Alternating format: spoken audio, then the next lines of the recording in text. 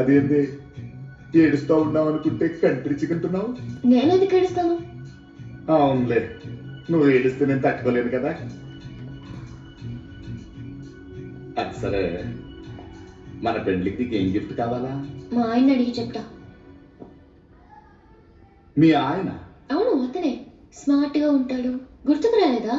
ఆ రోజు కర్నూల్లో కొండారెడ్డి బుర్జు సెంటర్ లో నిన్ను 4 పీకి నన్ను తీసుకెళ్లాడే అజయ్, మర్చిపోయావా? అతనా? పిల్లకాయలాగున్నాడు వదిలేశాను, కానీ దొరికిపోయాడుగా. ఈ పాటి హాస్పిటల్లోనో చేరుంటాడు. అయ్యో రెడ్డి, అతను హాస్పిటల్ ఎందుకు ఉంటాడయ్యా? మన ఊళ్ళోంచే నన్ను తీసుకెళ్లిన వాడు ఇక్కడికి రాలేడా?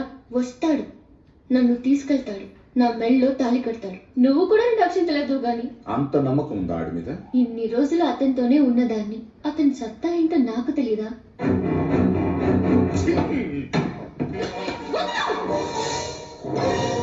ఆడదాని ఇష్టాలతో సంబంధం లేకుండా బలవంతంగా లొంగ తీసుకోవడమే నువ్వు మగతనం అనుకుంటున్నావు. అది కాదురా మగతనం అంటే. ఆడది తనంతట తానుగా మగాన్ని కోరుకోవాలి. నేను ఇలా మనస్ఫూర్తిగా అజయ్ని కోరుకుంటున్నాను. మగాడంటే అతను. నీకు దమ్ముంటే, నువ్వు నిజంగా మగాడివైతే అతను ఓడించి నన్ను పెళ్ళాట నాకు. అప్పుడు ఒప్పుకుంటాను నువ్వు మగాడివని. అదే జరిగితే నీతో తాళి కూడా కట్టించుకుంటాను.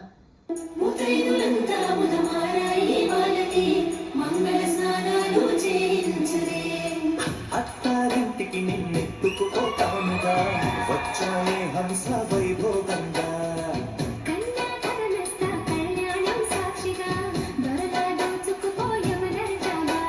నీకు నాకు ముందే రాసుంది జోడి, పదిలో రంగారి.